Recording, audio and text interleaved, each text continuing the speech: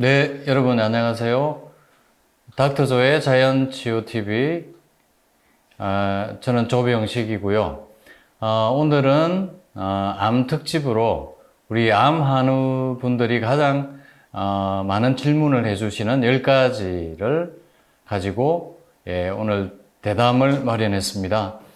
두 편으로 진행할 계획이고요. 먼저 저희 신윤용 박사님, 저희 한국자연의학회 지도위원이시고 아마 여러분들 생소하진 않으실 겁니다. 얼마 전에 미래 인류의 건강이라는 제목으로 또 강연도 긴 시간을 해주셨습니다. 신윤종 박사님, 네, 소개드리겠습니다. 네, 안녕하세요. 시청자 여러분. 네, 만나서 반갑습니다. 오늘 좋은 시간 보내기로 하겠습니다. 감사합니다. 네, 다음은 저희 한국자연의학회 제 후배뻘인데, 지금 이 근처 병원에서 하고 있습니다. 메디람 한방병원의 김지호 원장님 모셨습니다. 반갑습니다. 메디람 한방병원이라고요. 암 전문하는 병원이고 홍대 입구에 있습니다. 암 환자들을 주로 보는 병원에서 이제 병원장으로 근무하고 있습니다. 반갑습니다. 네, 오늘 제가 두 분을 모신 것은 두 분 다 암 전문가시기 때문입니다. 우리 신윤주 박사님께서는 오랫동안 미국에서 항암제를 만드는 또 제약회사에서 오랫동안 또 연구 실장으로서 역할을 해오시다가 또 이제 암에 걸리셔가지고 사실은 사기암까지 가셨습니다. 그래서 그 치료를 위해서 한국에 들어오셔서 자연의 길을 지금 가고 계십니다. 네, 그래서 오늘 우리 박사님 또 본인 이렇게 경험 포함해서 좀 말씀해 주실 거고요. 우리 김지호 원장님께서는 이제 요즘 암 한방병원들이 많이 생기고 있는데 지금 한 2년 되었죠, 개원한 지가? 개원한 지 이제 1년 반 정도? 1년 반 정도. 2년째 들었었는데 요즘 완전히 서울에서 또 뜨고 있는 암 한방병원의 원장님으로서 역할을 또 하고 계십니다. 또 저희 그 닥터조의 자연치유 TV에 또 많이 올려주시는 그런 질문들 포함해서 또 우리 김지호 원장님도 이제 오랫동안 암 환자분들을 또 봐오셨기 때문에 또 김지호 원장님이 또 주신 10가지 질문 포함해서 이렇게 10가지 질문을 구성을 해봤습니다. 오늘 또 유익한 시간 되시기를 바라고요. 네, 그러면 시작해 보도록 하겠습니다. 오늘 1편에서는 5가지 질문을 가지고 말씀을 드릴까 합니다. 첫 번째 질문은 암 환자에게 채식이나 녹즙을 강조하던데 채식과 녹즙이 어떤 효과가 있나요?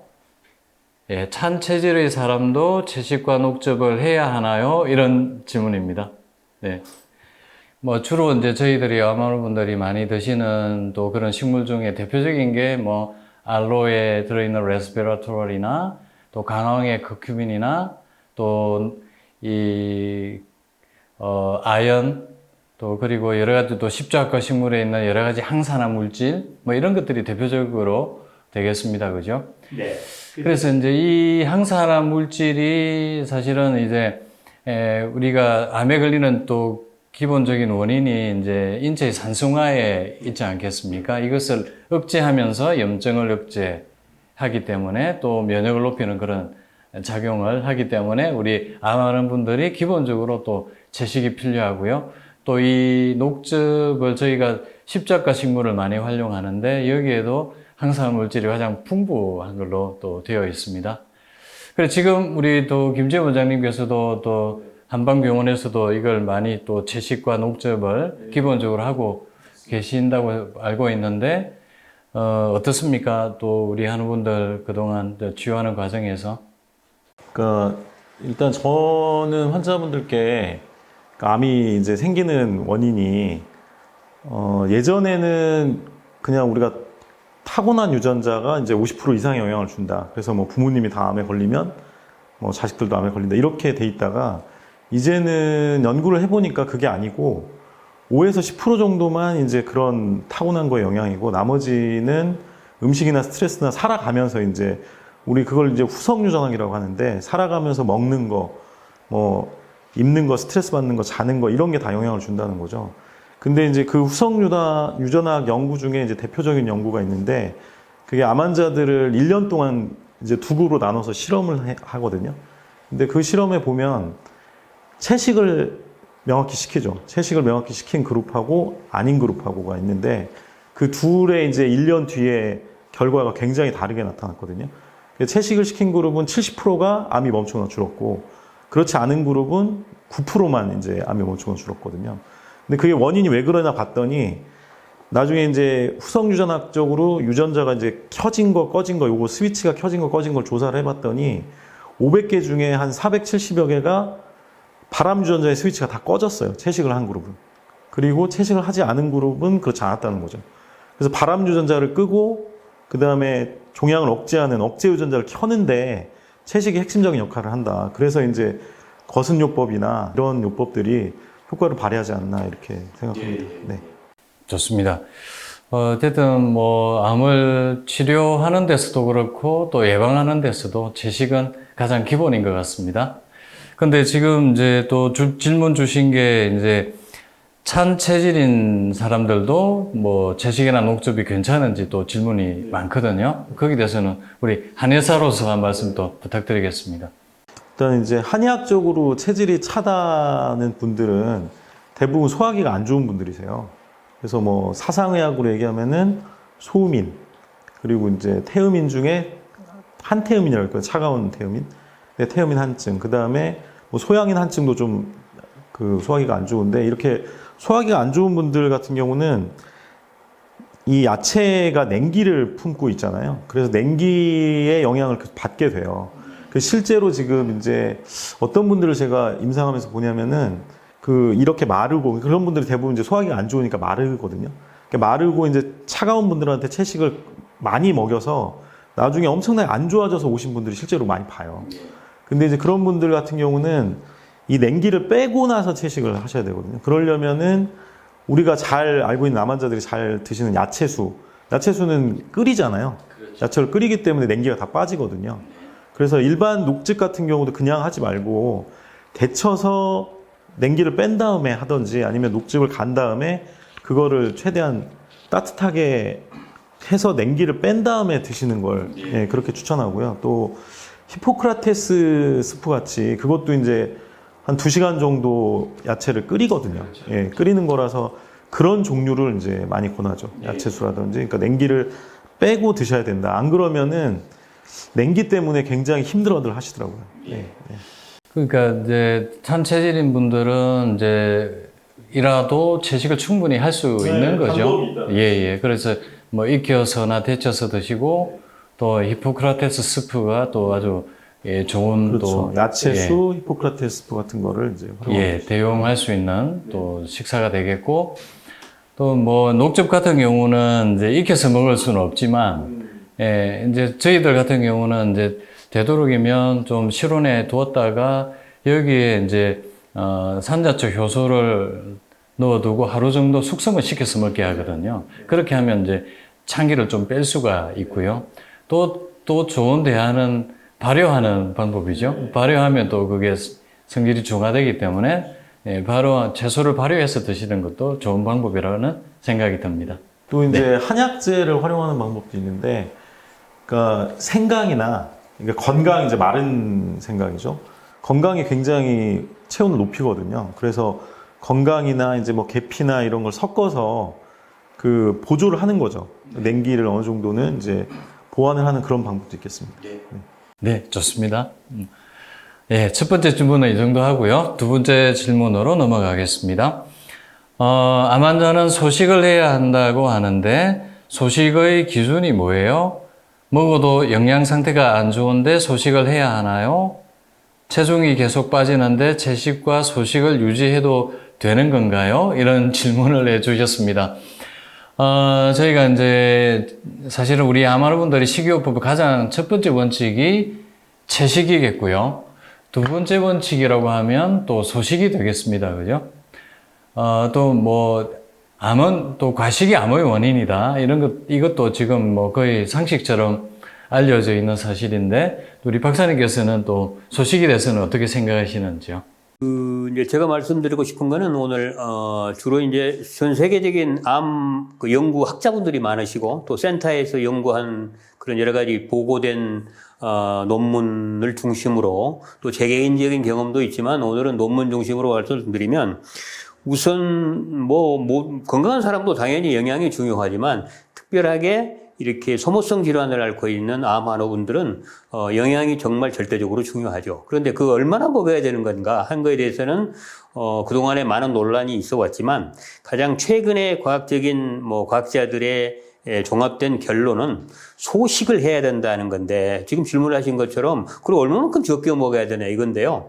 그 소식의 기준이라고 하는 것은 각자가 우리가 필요로 한 영양의 양이 있습니다. 그거는 우리가 잘 아시는 기초대사량 플러스 일종의 변동 유지량이 있죠. 내가 하루에 많이 움직이면 또 많이 필요로 한 거죠. 예를 들어서. 그래서 사람의 활동성에 따라 다른 거니까 필요한 만큼 먹어야 된다는 겁니다. 근데 필요한 만큼 먹는다? 말은 쉽지만 그 측정하기 어려운 거죠. 그래서 중요한 건 원칙이 있다는 거죠. 오늘 말씀드리고 싶은 거는 절대적으로 내가 하루에 필요한 영양소를 초과해서는 내 몸에 절대적으로 불리하다는 겁니다. 현재 모든 과학적인 연구 결과에 따르면. 그래서 과유불급이라 적용이 되는 건데 소식을 어떻게 할 거냐?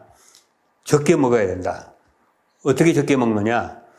여러분들 생각하시면 하루 보통 이제 영양사들이 옆에 병원에도 있고 하는데 2000칼로리, 1500칼로리, 1700칼로리 하지만 소식의 기준은 제가 이제 수많은 사람들을 보니까 결국은 각자가 몇 달을 경험을 하면 그 양이 나오게 되는 거거든요. 근데 소식은 우선 내가 편하게 말씀드리면 언제 식사하더라도 배가 부르다는 느낌이 들지 않을 때까지 먹어야 한다는 거예요. 그러니까 배가 부르다면 이미 과식을 한다는 겁니다. 근데 아주 간단한 거죠. 그래서 소식을 해야 되는 거고 그 의학적 배경은 여러분들 잘 아시면 우리 인간이 가지고 있는 유전자, 특히 이제 20여 년 전에 발견된 장수 유전자라고 하는 것은 장수 유전자가 활성화되면 우리 모든 생리의 생존 회로가 정상으로 돌아가는데 그 장수 유전자를 활성화하는 첫 번째 요인이 기아, 패스팅, 사실 말해서 영양이 그러니까 부족한 상태를 얘기하는 것이죠. 그래서 내가 좀 조금 배고플 때 내 몸에 장수 유전자가 활성화되어서 내가 가지고 있는 질병을 치료하는데 도움이 될 수 있다는 굉장히 역설적인 얘기인데 이거는 제가 지난번에 강의했던 그 내용을 보시면 아마 잘 아실 거예요. 소식의 기준은 까다롭습니다만은 본인이 알 수 있다는 겁니다. 네. 그렇죠.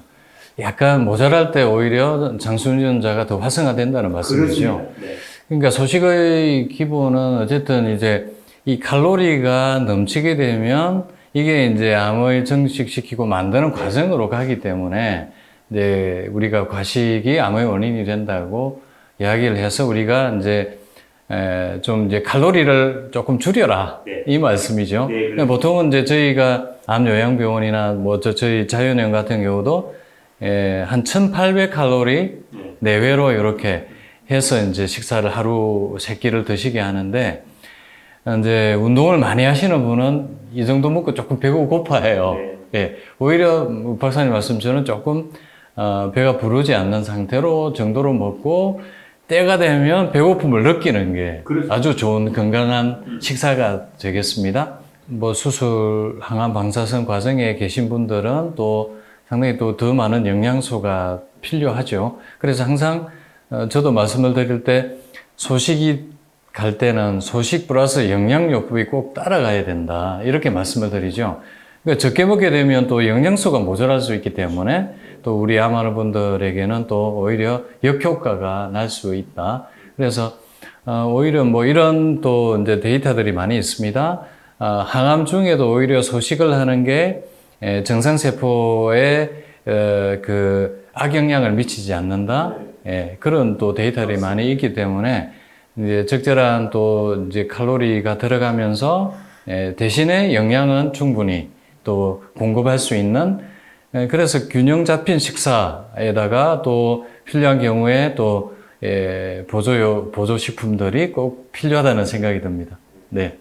질문 주신 것 중에 이제 체중이 계속 빠지는 분들이 또 계시기 때문에 암원어분들 중에서 사실 이게 또 소모성 질환이다 보니까 또 암세포가 또 이 칼로리, 이 포도당, 뭐 또 다 영양소들을 다 활용하기 때문에 이제 이런 문제들이 생기지 않습니까? 근데 이런 분들은 또 너무 소식만 강조해서는 또 곤란한 거죠. 적절한 칼로리와 또 영양소가 충분히 또 섭취를 하는 게 필요하겠습니다. 네. 자, 그러면 다음 세 번째 질문으로 넘어가 보겠습니다. 예, 항암이나 수술 방사선으로 인해 장점막이 많이 손상되어 소화가 잘 안 되는 경우에는 꼭꼭 씹어서 먹어도 채식이 소화가 안 되고 가스가 차고 불편한 증상이 많아지는 걸 경험합니다. 이럴 때 올바르게 채식을 할 수 있는 방법을 알고 싶습니다. 네.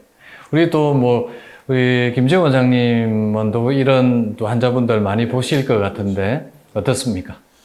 그러니까 기본적으로 항암을 하고 오시는 분들은 항암제의 원리가 이제 새로 생기는 세포를 다 막아버리는 거잖아요. 세포 분열을 못하게 하는 거라서 우리 소화기 점막이 아주 빠르게 분열을 하는 편이어서 소화기 문제를 아주 심하게 겪고 계십니다. 그러니까 구내염, 식도염, 위염, 장염이 거의 다 이제 발생한다고 발생하게 되고요. 그래서 저는 기본적으로 이제 암 환자분들한테 제일 많이 드리는 게 사실은 이 소화기 점막을 회복시키는 치료죠.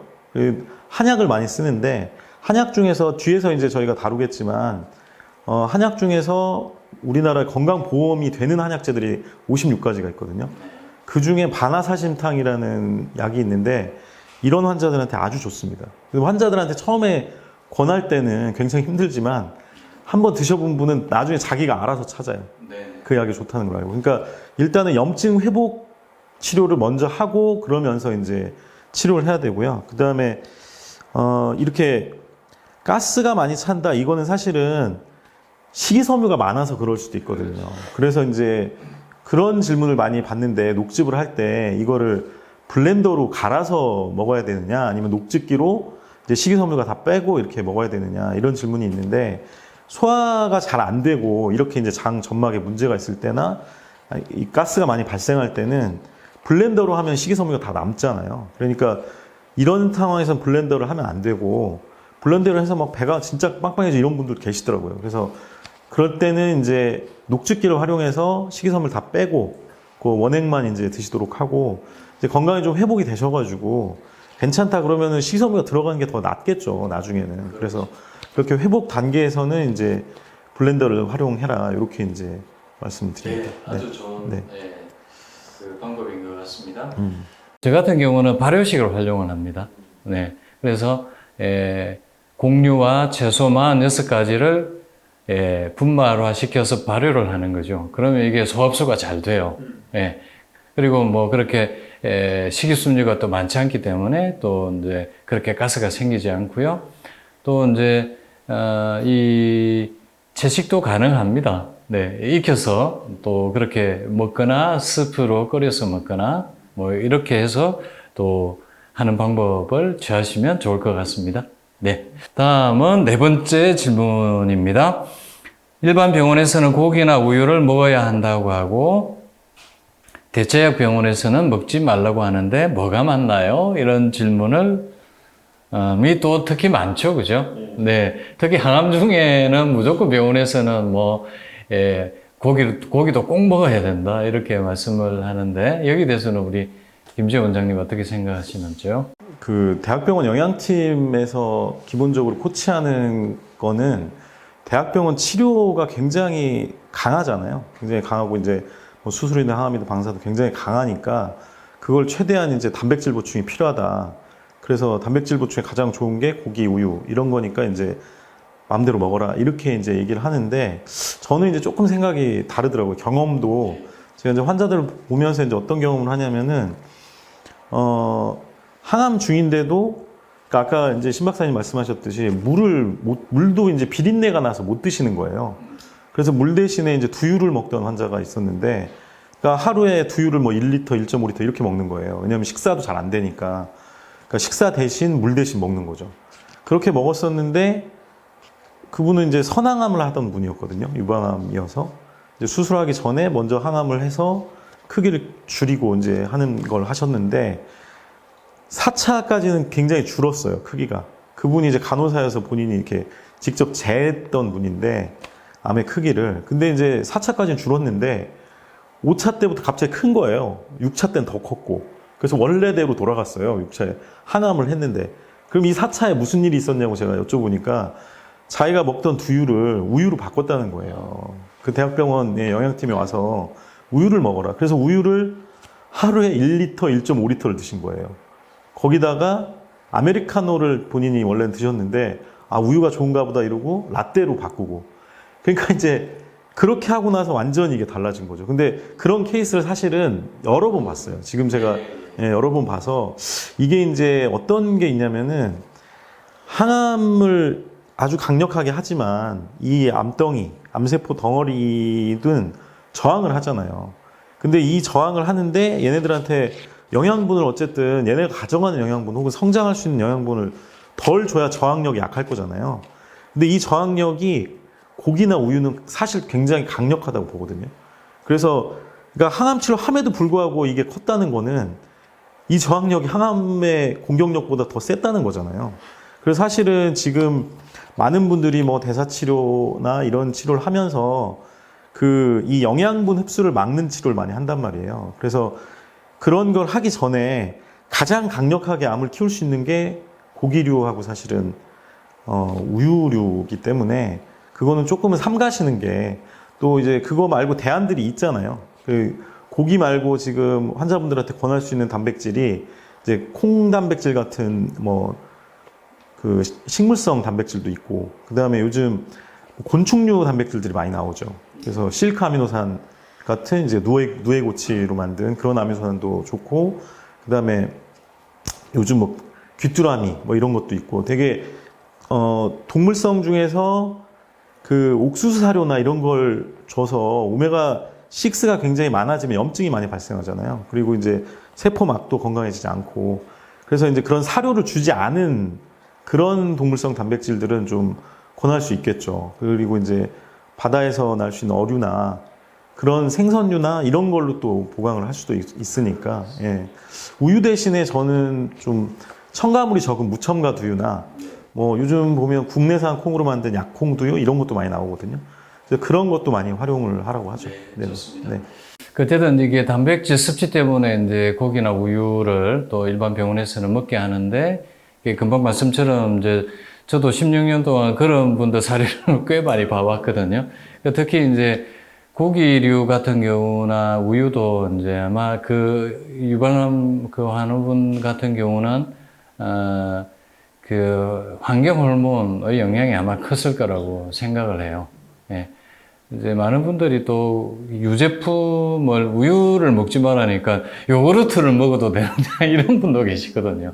똑같은 거죠. 그걸 발효하더라도 그 안 좋은 성분들이 또 이렇게 남아있기 때문에 그 축산업으로 갇혀서 키운 또 그 사료미견 그것도 항생제와 그 성장호르몬제가 듬뿍 든 그런 사료를 먹인 그런 고기들은 문제가 많다고 생각을 하는 거죠. 네. 근데 이제 문제가 되는 거는 또 동물성 포화지방산이지 않습니까? 그렇죠. 네. 그게 또 활성산소 또 많이 만들어서 암의 원인이 되고 또 악화시키는 요인이 되기 때문에 또 그 다음에 그런 붉은 살코기는 또 동물성 철분이 또 문제예요. 예. 그래서 이것도 암을 키우는 또 원인이 되기 때문에 어쨌든 네, 또 고기나 우유는 피하시는 게 좋겠습니다. 네. 자, 그러면 다음 또 질문으로 넘어가 보겠습니다. 예, 5번째 질문입니다. 유방암 환자인데 홍삼이나 콩을 먹어도 되나요? 예, 이것은 우리 신 박사님께서 한번 먼저 좀 말씀을 해주시면 고맙겠습니다. 네, 그 유방암인 경우는 잘 아시겠지만 이제 우리가 호르몬 양성이 제일 많고 그다음에 허투 양성 그리고 3중 음성 이렇게 있는데 대부분의 70% 이상의 유방암 환자들이 호르몬 양성 환자예요. 그래서 되게 병원에서 표준 치료하는 주치의들은 호르몬에 관련돼서 뭐 우리 인체에 영향을 줄 수 있는 그런 음식이나 그런 보조 건강식을 가능한 한 피하도록 얘기를 하는 것이고, 또 실제로 그게 과학적으로 맞는 것이죠. 그러나 문제는 홍삼이 그 유방암 환자에게 어떻게 어느 정도 불리한 건가, 또는 콩을 먹으면 에스트로겐이 오히려 불어난다는데 나는 이게 에스트로겐을 없애는 약을 지금 호르몬요법을 치료하고 있는데 이게 어떻게 된 거냐 이렇게 하는데, 이제 사실은 저희들 전문가들이 보면은 약과 그리고 음식과의 관계는 성격이 약간 다를 수도 있죠. 우리 약은 정말 타겟에 뭐를 놓고 치료하는 화학적인 그런 메커니즘, 기전을 가지고 하는 거고, 음식은 문자 그대로 우리가 영양적인 요소로 우리가 하고 에너지를 얻는 거고 하기 때문에, 거기에 특별하게 제가 볼 때는 예를 들어서 뭐 유방암 환자의 호르몬에 영향을 정도로 콩을 그렇게 먹는다? 뭐 제가 계산을 안 해봤습니다. 거의 하루에 한 마를 먹어야 되지 혹시 할까? 그런 아이러니도 있는 것이죠. 그래서 뭐 시중에는 그렇게 뭐 홍삼 뭐 피하라. 사실은 저 개인적으로 홍삼에 너무 그렇게 열의를 가지고 있는 분들이 많은데, 이제 세계적인 학자들이 중국과 한국과 일본에 계시는데, 그분들은 홍삼이 맞는 분들은 전 국민의 약 35%, 그리고 약 35%는 먹으나 마나, 또 한 20%에서 25%는 먹으면 안 되는 사람, 이렇게 되게 연구하는 논문들이 많이 있습니다. 체질에 따라 다른 것이죠. 아마 이거 유방암 환자분들이 또 많은 질문을 하시는 부분은, 아마 이 홍삼이나 콩에 에스트로겐, 식물성 에스트로겐이 많기 때문에 에스트로겐 리셉터 양성인 분들은 사실 병원에서 못 먹게 하는 병원들도 있거든요. 요즘은 조금 바뀌어가지고 교수님들 중에서는 또 먹어도 된다는 분도 꽤 있어요. 반대 논문들이 또 많이 나왔지 않습니까? 우리 김재원 원장님 어떻게 생각하십니까? 일단은 이제 콩에 대해서 이런 질문을 굉장히 많이 하시거든요, 유방 환자분들이. 근데 우리가 그 호르몬 리셉터가 동물성 호르몬을 받아들이는 데하고 식물성 호르몬을 받아들이는 곳이 달라요. 이 위치가. 그러니까 이제 동물성 호르몬을 받아들이는 위치는 거의 유방하고 이제 난소 이쪽에 많이 몰려 있고요. 그리고 식물성 호르몬을 받아들이는데 관상동맥 쪽에 많이 몰려 있거든요. 그러니까는 사실 우리가 콩을 먹는다든지 해도 그게 유방이나 이제 난소로 잘 안 간다는 이제 논문들이 있거든요. 그래서 사실은 뭐 그런 비교 논문도 있죠. 이제 콩을 많이 먹는 동아시아의 이제 유방암 사망률하고 이제 그러니까 콩은 원래 동아시아에서 나와가지고 미국 사람들은 콩을 사실 못 먹는 사람도 많이 있거든요. 그래서 미국 사람들하고는 굉장히 유방암 그 사망률 차이가 있어요. 그래서 오히려 콩을 많이 먹는 쪽이 더 낫다 이런 논문도 있어요. 그러니까 그 아까 이제 신흥준 박사님 말씀하셨듯이 이게 음식이니까 크게 개의치 않아도 될 것 같다는 거고요. 그 다음에 이제 홍삼 같은 경우는 홍삼이나 인삼에 대한 거는 논문들로 많이 나와 있습니다, 현재. 이제 뭐냐면 호르몬 양성 유방암의 경우는 하루에 3g을 넘으면 안 된다. 근데 3g보다 낮은 경우는 괜찮다. 근데 이런 논문들이 있어서 그걸 참고하면 되겠죠. 네네. 근데 제가 조금 이제 추가 설명을 조금 말씀을 드리면, 이제 콩 같은 경우는 이제 이소프로본 성분이 식물성 여성 호르몬이 이제 암을 키우는 작용을 한다는 논문 때문에 이제 사실은 이게 콩을 먹어서는 안 된다라는 게 많이 일반화됐던 것 같아요. 근데 아까 박사님 말씀처럼, 네, 그거는 사실은 뭐 우리가 콩을 먹어서 이소프로본 성분을 빼낸다면은 과연 얼마나 나올까? 그러니까 충분히 하루 식사량 정도로 먹는 콩은 전혀 문제가 되지 않는 거죠. 그런데 제가 최근에 이제 하루에 두유를 1.5리터씩 매일 먹는 여성분이 또 암이 커진, 그것도 양성 종양이 생겨서 온 여성분도 봤고요. 예. 그래서 이런 거는 이렇게 과하게 드시는 거는 또 이제 문제가 될 수 있다. 금방 우리 김재 원장님 말씀처럼 홍삼도 적당량 우리가 먹었을 때는 오히려 이게 진세노사이드 성분이 풍부해서 면역 증강에 도움이 되고, 물론 이것도 이제 박사님 말씀처럼 또 체질이 다르기 때문에 체질에 맞는 소민 분들이 제일 잘 맞고요. 네. 그리고 태음인도 별 문제는 없고 양인들은 오히려 안 좋지 않습니까? 그래서 그런 부분들은 또 체질을 가려서 드시면 좋겠다는 생각입니다. 그래서 무조건 먹어도 안 되나 이거는 아니라는 말씀을 드리고 싶습니다. 네. 오늘 5가지 질문에 대해서 좀 저희가 말씀을 나누어 봤는데, 예, 우리 암하는 분들이 자주 하는 질문 오늘 5가지 첫 번째 편으로 말씀을 드렸습니다. 예, 오늘 수고 많으셨습니다. 네, 감사합니다. 감사합니다. 수고하셨습니다.